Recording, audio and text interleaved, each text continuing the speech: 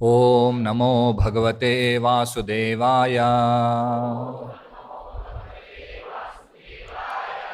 We are reading from Srimad Bhagavatam, first canto, entitled Creation, chapter 18, Parikshit cursed by a Brahmana boy. Text 49.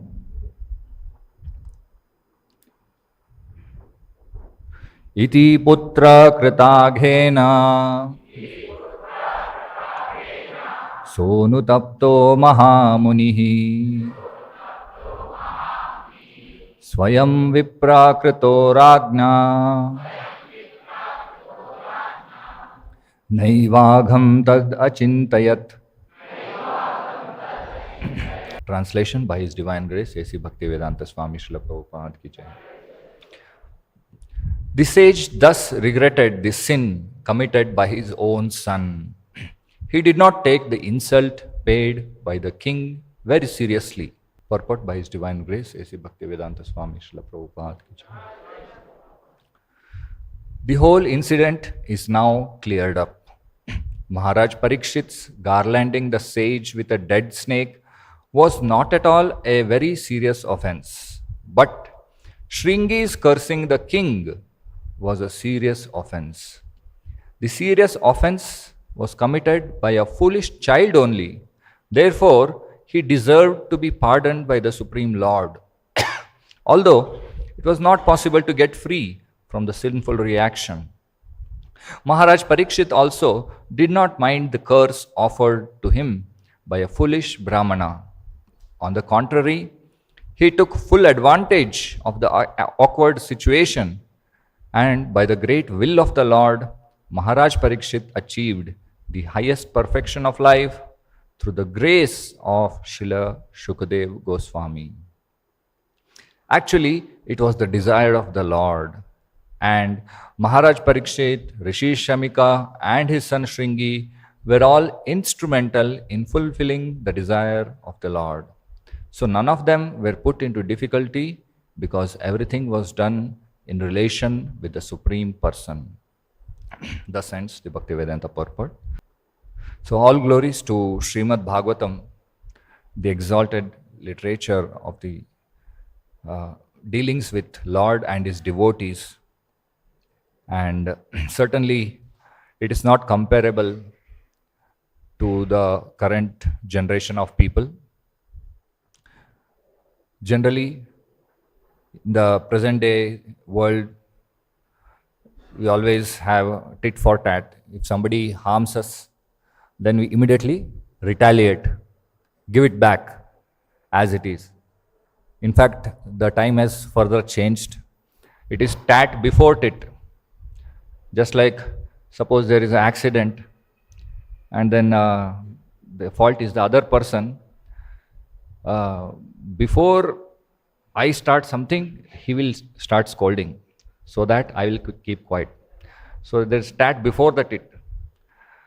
So that kind of situation, that kind of consciousness and people we are in today's world, we too have so many impurities. However, here are some great exalted personalities.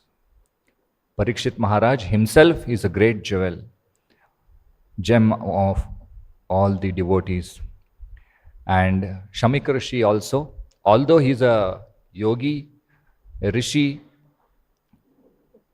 not yet attained the pure devotional platform, still he is showing exemplary characters where he is not taking the insult paid by the king very seriously.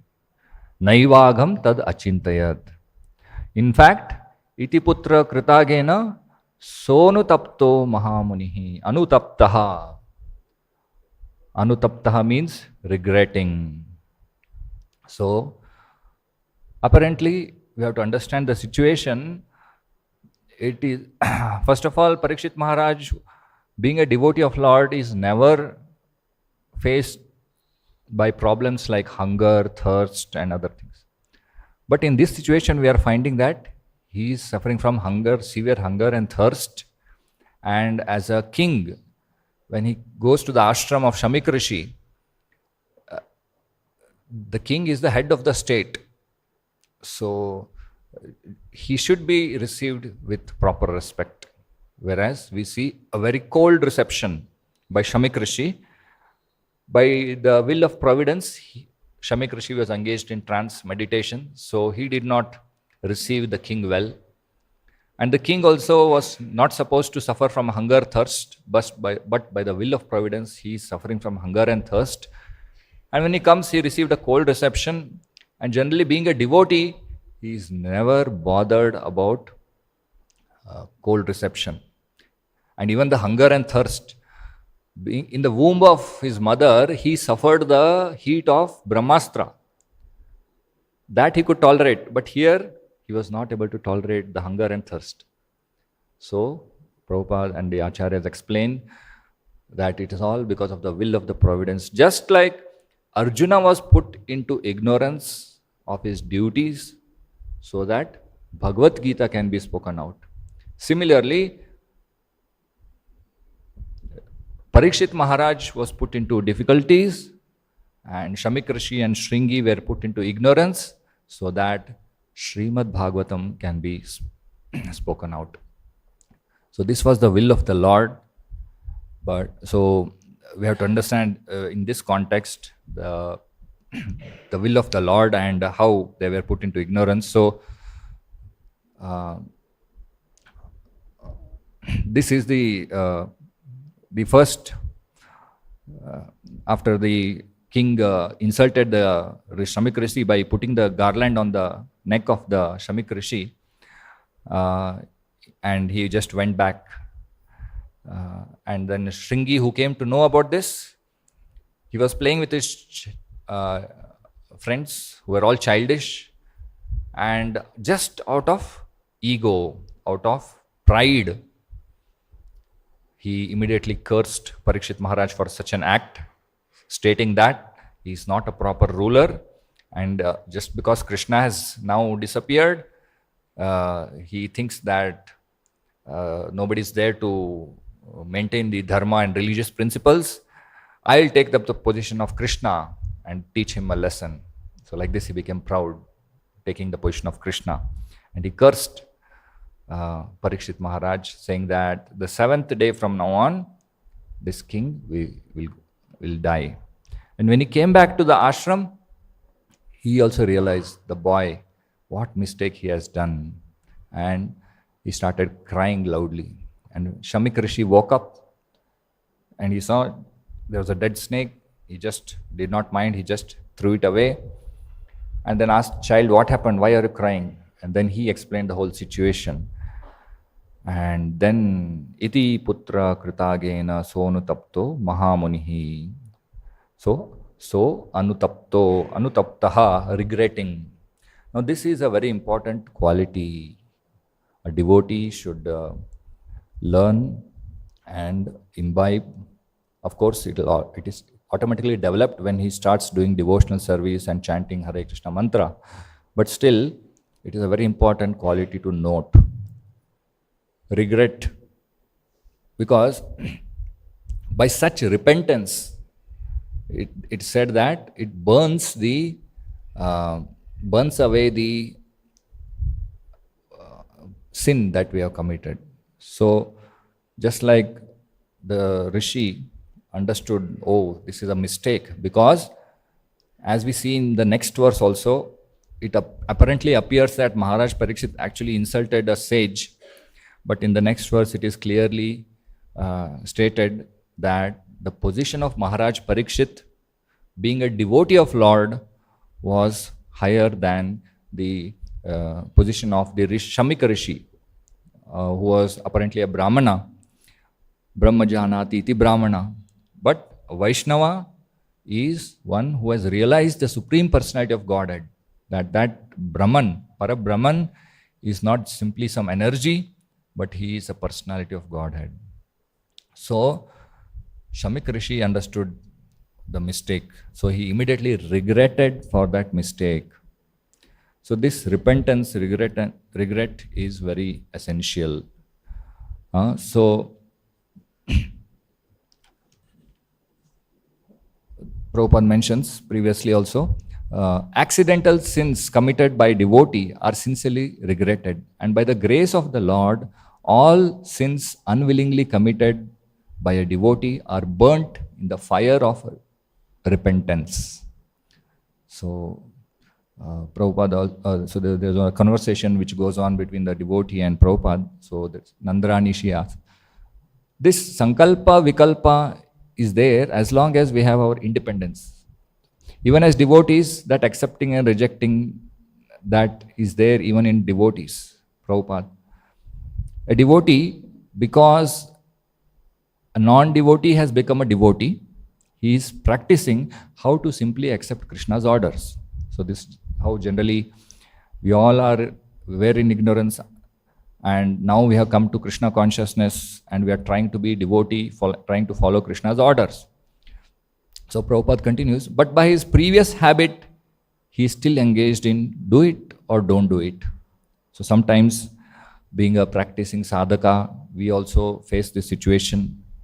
So at one end of the mind, it says do it, and the other end says don't do it. So this is his previous habit. Just like the fan is running, you take out the switch, the current is stopped, but it's still running at least 3-4 rounds. So similarly, if you have taken to Krishna consciousness, that current of do it or do not is stopped, because you have agreed to do only what Krishna says. If you have actually decided like that, then you are free. There is no more current of do it or not do it. But because you were habituated in your past life to do it or not do it, sometimes it is found. But that is, therefore Krishna says, apichet suduracharo bhajate mam ananya bhak sadhure eva samantavya samyak vasito hi saham.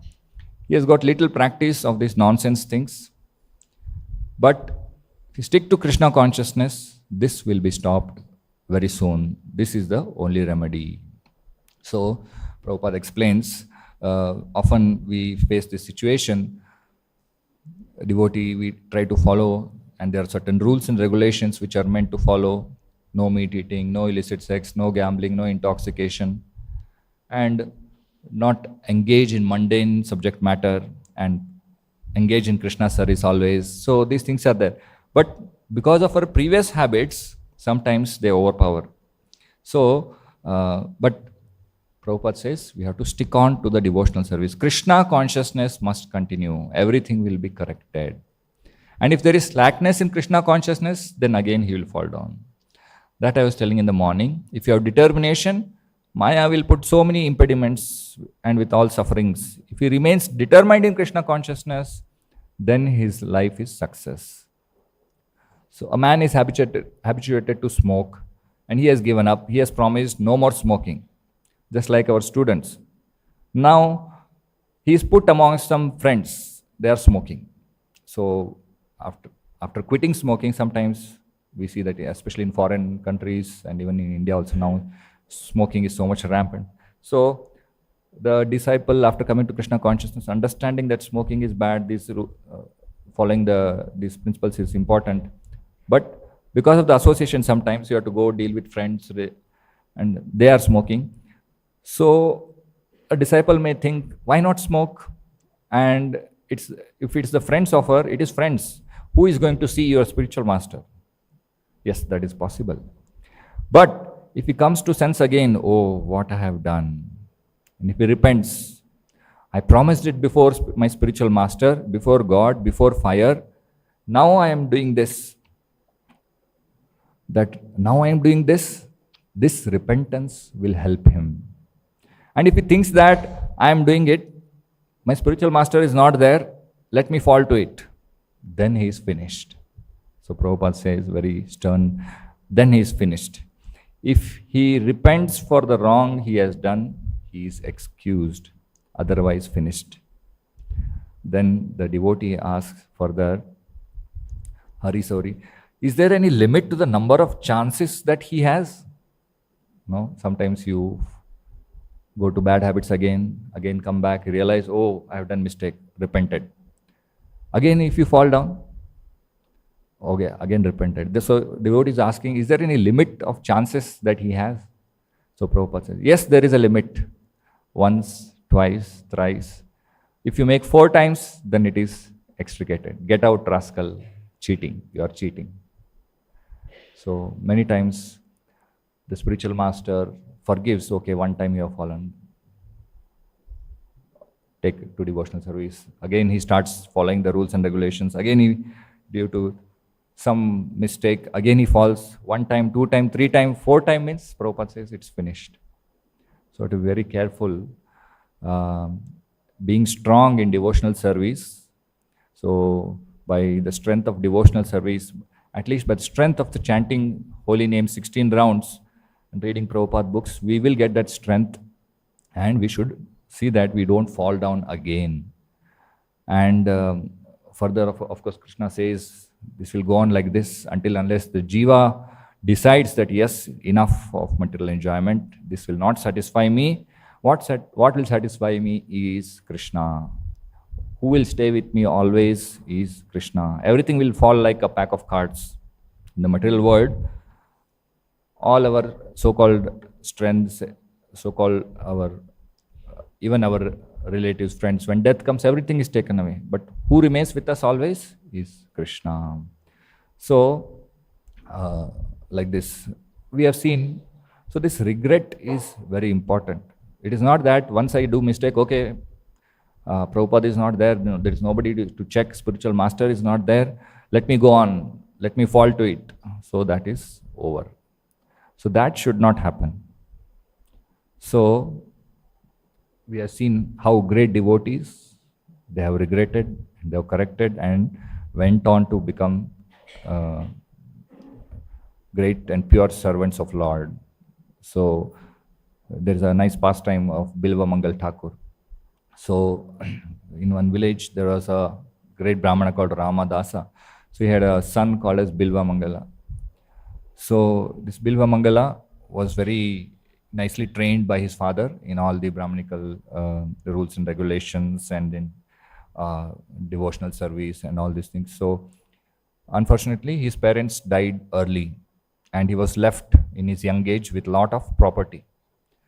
So when there is a lot of money, lot of sensual power, that time what happens is we tend to break all the rules and regulations. So that's why too much of wealth, too much of beauty, too much of name, fame, all these are considered as hindrances for devotional service unless the devotee is trained to handle these things. They can become great assets if it is used in devotional service, all the beauty, fame, name, wealth. But if not, it will cause ruin. So similarly, this Bilvamangal Thakur, he was watching a show, and in that show, dance show, there one prostitute called Chintamani was dancing. So Chintamani, he got attracted to this Chintamani, and he just followed her and then decided to be with her. So he started breaking all the rules, regulations, family traditions, and started going behind her, spending all the money for her. And he got very attached to her. So it so happened that it was one day when his father's Shraddha ceremony was there. And on that day also, while he is doing the puja rituals, such a serious thing, he is thinking, oh, when will this puja will get over? When will I go and meet my love, my Chintamani, my prostitute? So he is always telling, please chant mantras fast so that I'll go. And he somehow finished the puja and then wanted to go. And by the will of Providence, it was all rain, heavy rain. So because of the bad weather, he had to cross the river, and all the boatmen disagreed that we cannot travel now, the weather is very bad. So he see the force of the desire to satisfy his senses is so strong that sometimes we cross all limits. So he simply jumped into the river. Somehow he had to reach, and then he saw a floating wood kind of thing, and he took the support of that, and then he somehow was able to cross the river. Then he had previously informed Chintamani that today is my father's Shraddha ceremony is there, so I'll not be able to meet you. Or at least on this day, you have to follow certain rules and regulations. So she also closed the door tightly, and then she was also taking rest. And he came to the house of Chintamani, tried to bang, open. She's thinking it's all thunder. So she could not hear. Then he tried to climb the house and see if she's inside and tried to. So he climbed the house, and while climbing, he used a rope. And actually, that rope was actually a snake. And the wooden log which he used for carrying, for crossing the river was actually a dead body which was floating. And he thought it's a wooden log. So such extreme situations, and he reached Chintamani, and then Chintamani, she opened the door and finally, and then she was smelling very bad because so much time he was touching the dead body, and because of the heavy rainfall, the river also was muddy and polluted. And then what is this? Why? What? How come you are so smelling? Then he narrated the incidents, and then she started preaching out of anger. She also spoke. Have you gone out of your mind? You are a Brahmana, and you are doing the father's rituals, Shraddha, and then and still you came to meet me, and then you said you crossed the river using the help of a dead body. Are you not able to control your senses? Like this, she started scolding out of anger. So sometimes the force of senses is so much, we get even degraded than the common behavior. So Chintamani started scolding in that respect.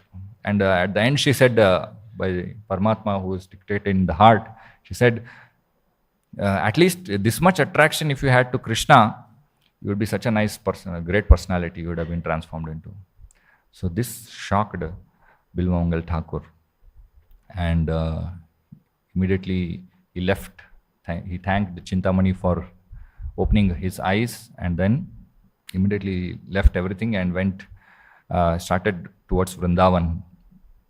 So on the way also, he see the power of the senses. Although he regretted, once he fell down, then Chintamani, by the grace of her and the Paramatma in the heart of Chintamani, he could come out. But then, when he was traveling again, he felt attracted to the woman, and he started going behind. So there was a merchant who was the husband of that woman, and the woman started complaining, "See, this person is coming behind me." So the husband saw, and he looks like a sadhu. So the sadhu is wanting, you please try, you satisfy him, you go. So the arrangement was made, and then sitting, waiting, she came nicely dressed. And then that time again, Paramatma in the heart realized. So Bilvamangal Thakur was, alas, how much I have fallen down. Once I have fallen down, and again I got attracted to this material sense enjoyment. So when she came, he just asked for a pin, and he immediately injured his eyes and left the place. So this was all very shocking for them also to see. But this is how Bilvamangal Thakur thought actually his eyes, the contact with the senses is what is causing this problem. So he decided to give up his eyes so that he will never feel attracted to any more sense enjoyment. So sometimes, at least in the beginning stages, sense restraint is very, very important. We should not allow senses to freely engage in sense gratification. So some sense restraint is very essential. So this is what Bilvamangal Thakur teaches. And then he became a great devotee. He continued chanting and dancing and holy names. And then finally he wanted to go to Vrindavan. Because of his sincere devotion, because of his chanting the holy names of Lord, he got purified. He got so purified that he caught the attention of the Supreme Lord, Sri Krishna. So Sri Krishna came as a small boy, and then he said, "You are hungry, Sadhu, Swami?" So he bought a pot of milk, and when he drank that milk, Never in his life he had tasted such tasty milk, because it was given directly from the hands of Krishna. So he said, in our village, nobody goes hungry, so you please have this milk. And then he wanted to return the pot, but by the time the boy went away, so he developed friendly relation with that boy. Again, he came next day. He wanted to go to Vrindavan, so he took the help of his stick and took him, guided him to Vrindavan. And he reached Vrindavan, and in this way attained pure devotional service and attained the association, personal association of Krishna. So we see how a devotee should regret for all the mistakes which he has done, and in that way correct himself and be on the path of devotional service. In the similar way, we see Ajamila also. So he was a nice Brahmana for first 25 years, devotee for the first 25 years. But then again, he also got attracted to a prostitute, and then he somehow developed family with her, and then finally her last son he named as Narayana. And when death came, out of love for his son, he called Narayana out of anxiety. But his call for Narayana was so intense that his heart got purified, and immediately Vishnu Dutas came to save him. And there was a beautiful conversation that goes on between Vishnu Dutas and the Yamadutas. And Ajamila, seeing this, understood what mistakes he has done. Again, he regretted. He went to Haridwar and became a pure devotee. So, regret is very important. That's why Sonu Tapto Mahamunihi, the sage here, Shamika Rishi, he is also regretting the sin committed by his own son. And he did not take the insult paid by the king very seriously. So in the purport, again, we see Srila Prabhupada mentions very important points. The whole incident is now cleared up. Maharaj Parikshit garlanding the sage with a dead snake was not at all a very serious offense. But Shringi's cursing the king was a serious offense. The serious offense was committed by a foolish child only. So, there are many obstacles in devotional service that may come because of our impurities. But the most important and the severe offense is offense at the lotus feet of a devotee, a Vaishnava-aparadha. So, there are some important points about this Vaishnava-aparadha. So here clearly in the next verse, you will also see that how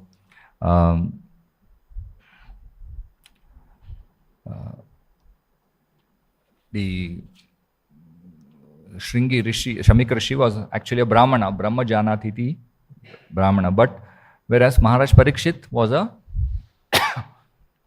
devotee of Lord, a Vaishnava. What is the difference? Vaishnava means he has realized the Supreme Personality of Godhead. And Vaishnava means one who makes others think of Krishna. He is a Vaishnava. So, if we commit any offense to such a personality, that is a very, very grave offense. So, Chaitanya Mahaprabhu said, it is like a mad elephant disease. So, suppose we make a nice garden, cultivate nice flowers, fruits, very beautiful to see, look at. But by chance, if a mad elephant enters that garden, that's all finished. Everything will become disturbed and destroyed. So that is the effect which is done by offense to devotee. So we have to be very careful in dealings. As it is, devotees should be very humble when it comes to self. In the last class also you all heard how to the self we can tolerate to whatever extent. But of course, we should not tolerate offenses to other fellow devotees or offenses to Supreme Personality of Godhead. So, and this offense is so dangerous. Any other offense, You go to Ganga, you do Paschatapa, you do Tapasya, you go to Krishna and beg forgiveness, Krishna will forgive. But this one offense is there which even Krishna cannot forgive. All offenses can be forgiven by Krishna, all sins committed. But for this one offense, Krishna says there is no other way. You have to go back to that devotee, ask for forgiveness. So it's such a grave thing. That's why every day also Prabhupada introduced, when we do the morning sadhana, we chant Vancha kalpatarubhascha kripa sindhubhyevacha patitanam pavanebhyo vaishnavebhyo namo namaha. Knowingly, unknowingly, we might have committed so many offenses. So it's very important to chant every day. And not only that, when we come to know that, okay, we have committed some offense, we have to go to the devotee and beg for forgiveness. Otherwise, there is no other way. And in this Vaishnava offense, aparadha also, there are, just like in that also, the most severe of all Vaishnava aparadha is aparadha to Guru, aparadha to spiritual master, disobedience of the order of spiritual master. That is the greatest offense. Then, of course, offending the Vedic literatures, offending other devotees, Vaishnavas. So it is said that Krishna consciousness is eternal. We also say Krishna consciousness, whatever devotional service you do, that is your eternal gain. Next life, you start from next, like suppose you have done 40% devotional service, next life you start from 41. So it is eternal. Then how do you say that by doing Vaishnava-aparadha you lose everything? By doing Vaishnava-aparadha, immediately we lose all our opulence, beauty, good qualities, even life. Our life is shortened, and we by such offense. So it is said that Krishna consciousness is eternal; it cannot be destroyed altogether, but advancement may be checked for time being. So all our spiritual progress will be immediately halted. We cannot progress whatever we do, whatever amount of devotional service we try to do. It will not progress if we do this Vaishnava-aparadha. In that first, Guru-aparadha, not obeying the orders of Guru, or blaspheming the spiritual master or the other devotees or Vedic literature. So we have to be very, very cautious in this. And we have seen how as soon as you commit offense to a Vaishnava, immediately the effect starts and you start dwindling in all the even material things. So there was this Ramachandra Khan. So he was always envious of devotees. He was a atheist. Till that point, it was okay. If you don't want to follow, fine. But because of the movement, Hare Krishna movement was going on, Chaitanya Mahaprabhu, Nityananda Prabhu, they were all doing Sankirtan, and everywhere there was atmosphere of devotional service. This person became envious of devotees. So first of all, he became envious of Haridas Thakur, because being born in a Muslim family, he is chanting Hare Krishna mantra.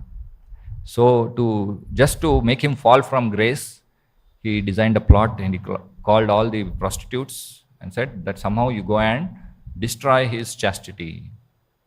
So out of that one prostitute, she chose, yes, I will destroy. So he went first day. Then Haridas Thakur told that, no, I have chanting pending. You please wait. I will finish my chanting. Then continued, and the day got over. So next day, again she came. Again he said, no, few rounds are left. I will finish very soon. You please sit and wait. Then we'll satisfy. So again he continued, and the day went. So by the third day, hearing the chanting of the holy name by Haridas Thakur, she got purified.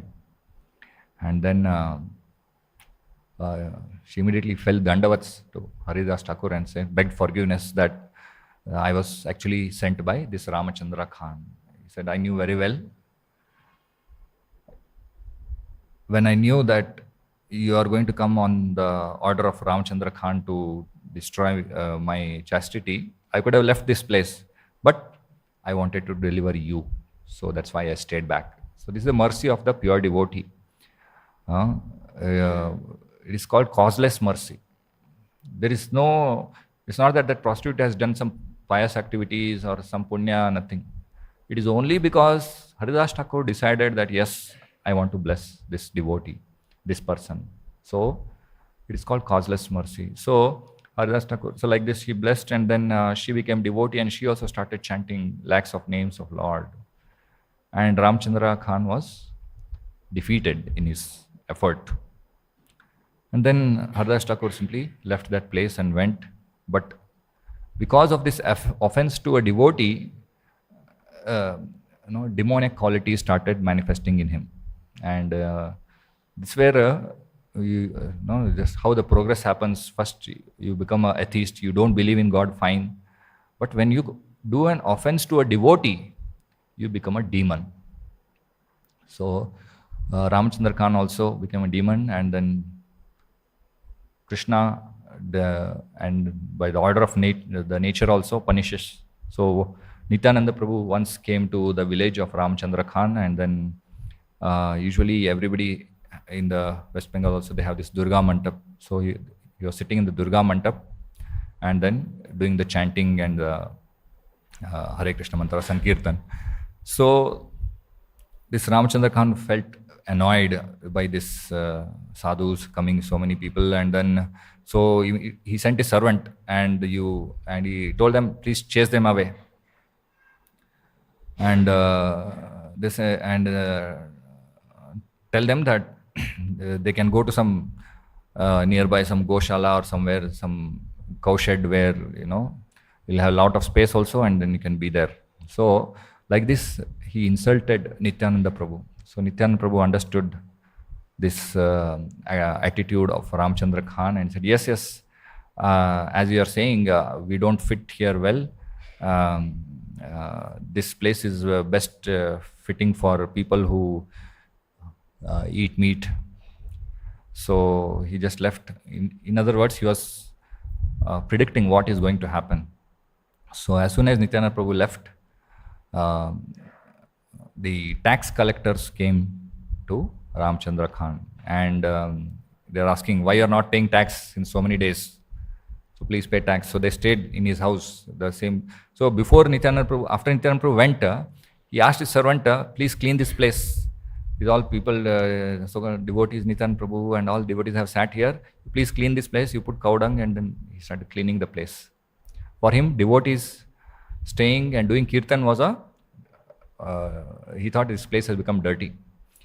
So and that very place, this tax collectors came and started staying, and because they were Muslim tax collectors, they killed a cow and ate meat in that place, and then it continued for 2-3 days until he fully paid the tax. In fact, the tax collectors found, because of that offense of one person, the whole village gets affected, the whole place gets affected actually. That is a danger of Vaishnava-aparadha. So they found that so many people not paying tax, and the whole village they plundered, and he also took all the wealth of Ramchandra Khan, and then all his family, children, they all reduced to poverty-stricken state. So like this, as soon as you commit Vaishnava-aparadha, you start losing all the opulence. Similarly, there was one Gopal Chakravarti. So the devotees used to chant and discuss Krishna Katha, and so this Gopal Chakravarti was also a tax collector. So he came and he overheard Haridas Thakur preaching.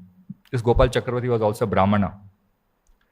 So this Haridas Thakur was preaching that the holy name of Lord is so powerful, the chanting of Hare Krishna mantra is so powerful, that if somebody is seeing a person chanting the holy name, that glimpse itself is so purifying, it can take him back to Vaikuntha. So he said, Gopal Chakravarti, what nonsense you are speaking? If you want mukti, moksha means you should study the Vedic literature, do Brahma Jignasa, this, that, and then finally, then you get moksha. And you are saying that simply if a person sees another person chanting Hare Krishna mantra, of course, Haridas Thakur clarifies, yes, why do you feel that why don't you believe this statement of the Shastras? It is given in the Shastras. If anybody sees a person chanting offenseless holy name, immediately that person who is seeing that chanting, he gets qualified for liberation. That is the potency of chanting the holy names of Lord. Then this Gopal Chakravarti, out of anger and enviousness, he said, Acha, then if this thing does not happen, then I'll cut your nose. Like this harsh statements this Gopal Chakravarti made against Haridas Thakur and committed Vaishnava-aparadha. So sometimes we are very fond of this caste system, being born in so-called family, so-called caste, whereas the Shastras, they never talk about caste system being birth. It is Guna and Karma that decide which caste you are. You may be born in Brahmana family, you have good chance to become Brahmana. But if you don't take that chance, you can become a Shudra also. Similarly, a Shudra family, a person born in Shudra family, if he takes up the training by which Guna and Karma, he can be qualified as a Brahmana. Whereas, so like this, so it is not based on caste system. So this Gopal Chakravarti became very proud of his caste system, that he is born in Brahmana, and this Haridas Thakur, being born in Muslim, he has attained so much devotional service. Actually, it's all enviousness. He has progressed so much. So somehow he wants to bring him down. It's called enviousness. So Gopal Chakravarti, he made such harsh statements, and unfortunately, immediately after a few days, Gopal Chakravarti started getting leprosy, and he was actually very young and very beautiful, but because of leprosy, he lost all his beauty. And because of leprosy, his nose got affected, and the nose bones also got affected, and it actually fell down. His own nose got cut. So this is the offense, Vaishnava-aparadha. That's why it's so dangerous. So, so we have to be very careful of not committing any Vaishnava-aparadha, and always be humble. And this chanting of 16 rounds and taking constant association of Srila Prabhupada, we can get purified and we can get strength, so that we remain always fixed on devotional service. So further in the purport, Prabhupada says one more very important point. Maharaj Parikshit also did not mind the curse offered to him by a foolish Brahmana. On the contrary, he took full advantage of the awkward situation, and by the great will of the Lord, Maharaj Parikshit achieved the highest perfection of life through the grace of Shukadeva Goswami. So we all talk about being positive and other things, but actually devotees also, they take the full advantage of the awkward situations offered in material life. So we see just like Narad Muni. So Daksha Prajapati, he had 10,000 sons, and he, after creating 10,000 sons, he asked them, you please, I am a Prajapati, you have to populate the world, so you please go and populate the world, and before that you take training, so you do this tapasya. So they went to Narayan Sarovar, which is the place where Sindhu river meets the Arabian Sea. It's towards the east, west of the India. So they went there and they were doing tapasya. But Narad Muni saw they were all very qualified to become devotees of Lord. So he went there, gave them instructions about what is real devotional service and what is the highest perfection of life, and made them devotees. So Daksha became very angry. He said, okay, this Narad Muni has taken away my 10,000 sons, my desire is fulfilled. So he created 1,000 more sons. Narad Muni saw they were also very qualified to become devotees. And he also went to them and asked them to become devotee. And coincidentally, all of them chose to not to marry again. So there was no the work of Prajapati was not happening. So Daksha became angry and cursed Narad Muni that I curse you that you will not stay in one place at a given time. You always have to keep moving.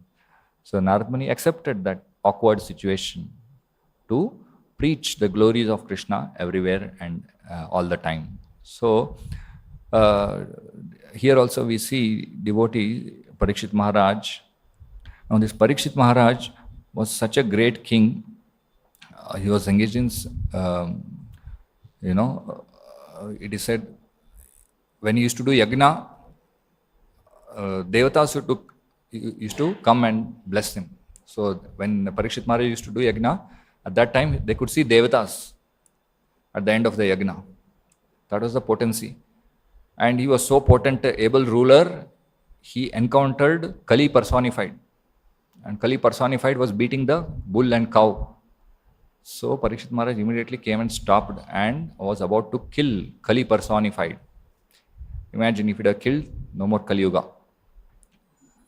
So Kali personified was encountered, and then fortunately or unfortunately, Kali immediately surrendered. He was dressed as a king, posing as a king, and hitting the bull.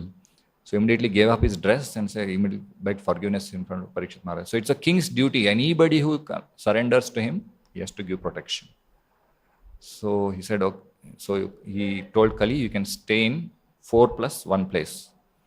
Which are these places? Where meat eating is happening, where illicit sex is happening, where gambling is happening, and where intoxication is happening.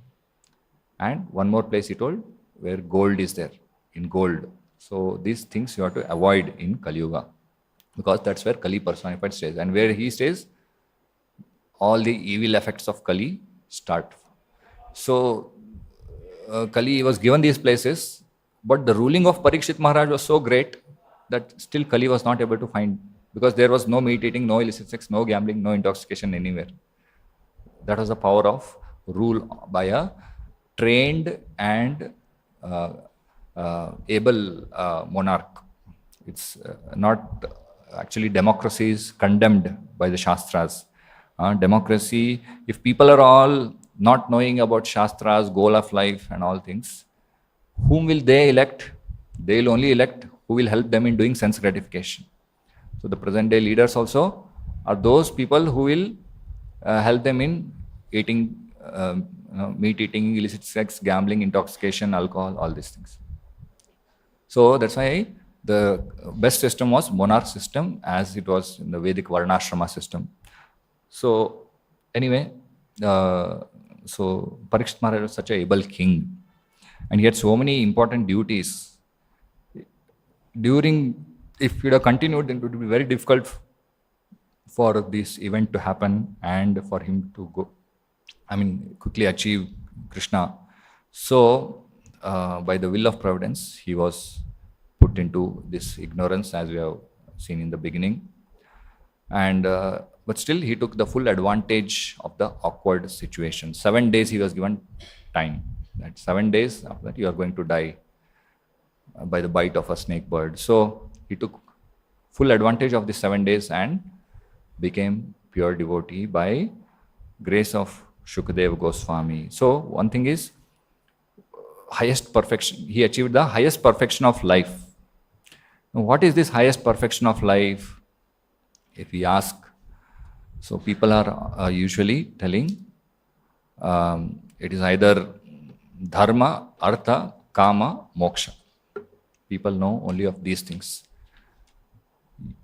Dharma also for getting kama and moksha, artha.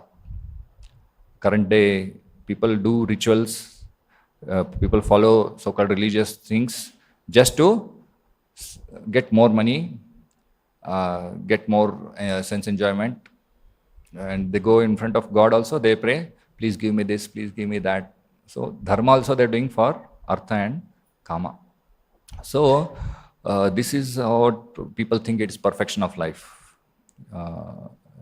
This is what the so-called education is training, so-called the consciousness and the society is training. What is success? You have a good facilities for sense enjoyment. That is success of life. You don't mind how you earn, what you earn. You become rich and you enjoy your senses. That is success of life. But that is not success of life. So,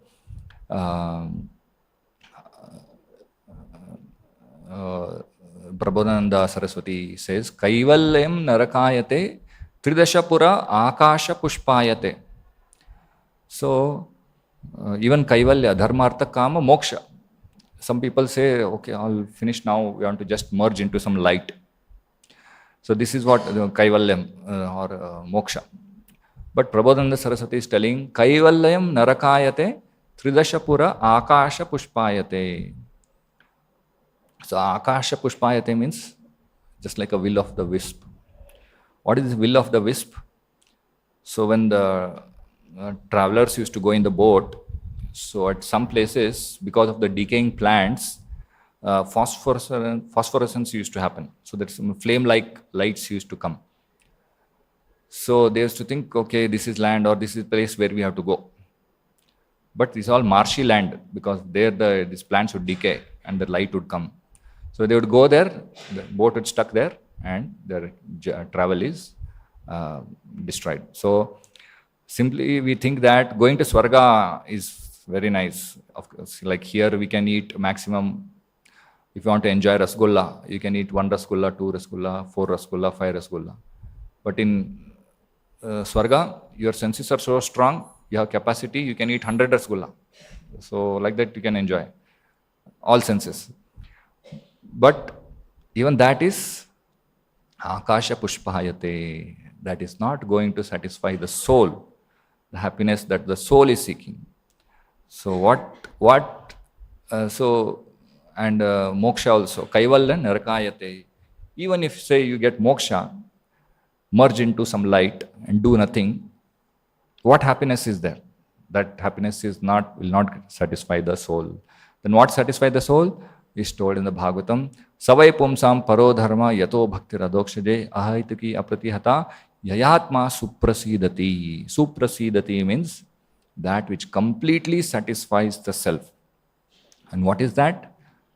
Savai pumsam paro dharma yato bhaktir adokshaje. The bhakti unto adokshaja Krishna is going to satisfy. So that is the highest perfection of life. Apart from dharma, artha, kama, moksha, the real purushartha, panchama purushartha, or the highest perfection of life is achieving devotional service unto the Lord.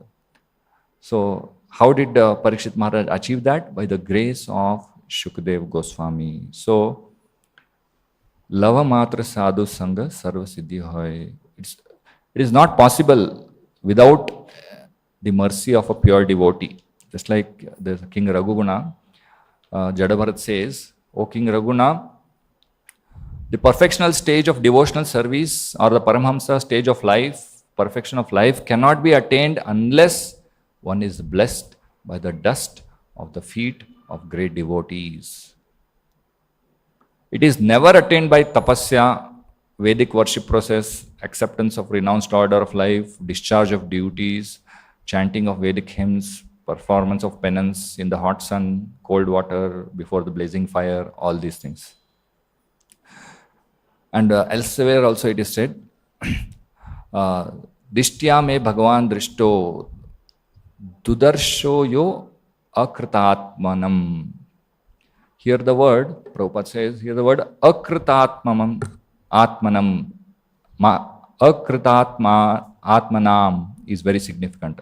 Atma means body, soul, mind. And akritatma means the common man who cannot control the senses or the mind. He is called akritatma. Because the common man is unable to control the senses and the mind, it is his duty to seek shelter of a great soul or great devotee or pure devotee of Lord and just try to please him. That will make his life perfect. A common man cannot rise to topmost stage of spiritual perfection simply by following rituals or religious principles. He has to take shelter of a bona fide spiritual master. And who is this bona fide spiritual master? Prabhupada clearly mentions in the Bhagavad Gita, a person. Therefore, the conclusion is that spiritual master is one who is 100% Krishna conscious. Prabhupada is not telling that 99%, 98%, 97%. Guru means 100% pure devotee.